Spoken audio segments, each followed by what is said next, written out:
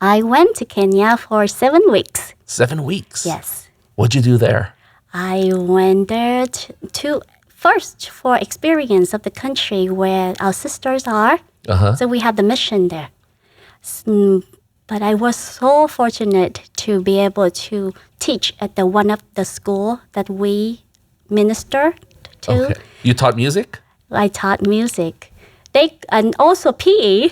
Oh, okay. But I'm not so good at PE, but I incorporate PE and music into one. Okay. So most of our time we was out in the field, up in the field.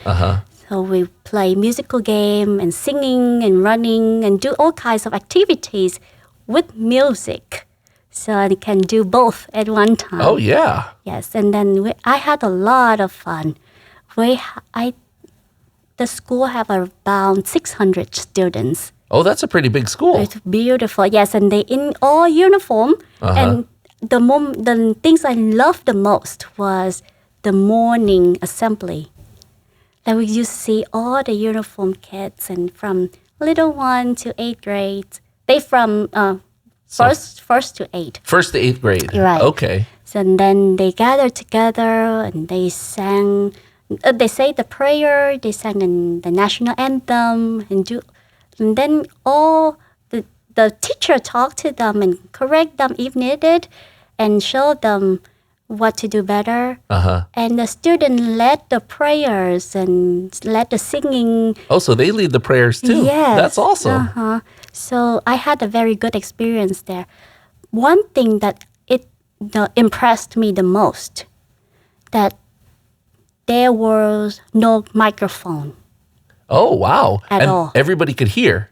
Because they were all quiet. You could hear so clearly.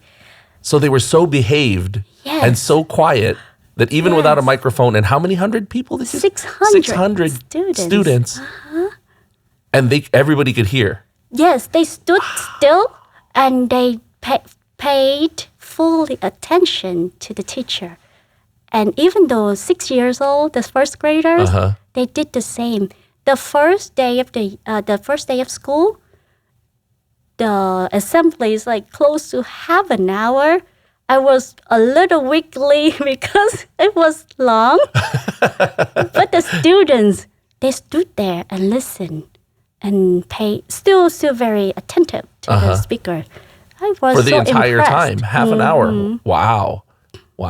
Yes. You can't do that here in the United States. I said that, in the States, we have to have a microphone and we have to shout in the microphone. And you still have to remind the kids to pay attention. Yes. How many of you were there? Were you with other sisters? No, that's our sisters from Kenya. They are there. Okay. But myself from the States is only me. Okay. That must have been very interesting. It's beautiful. I had so many experiences there. So I went up to the bus, with the school bus with them. And there's some transportation called Robert that I have not been able to be in there yet because of the COVID. Okay.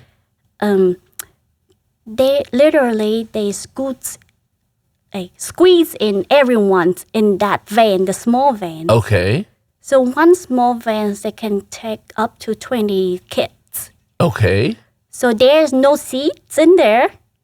Everyone, I don't know how. They all stand up in the van? They squeeze in like They sardines? squeeze in, they sat down. And then kind of squeeze in everyone's in boy. there. And the moment the van opened, you will keep seeing people coming out. Oh, it's like clowns coming out of a clown car. Just so many people. I said, oh my God. You can see that they're comfortable with it.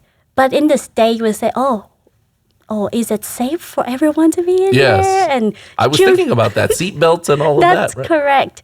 So I cannot say anything because that's how they do it over there. And we just need to accept it. For me, through my eyes, I need to accept it. You were worried for their safety, but then since it was okay with them, you just kind of had to let go of that. You have to let go, and It's just pray that everyone's be safe and things like that.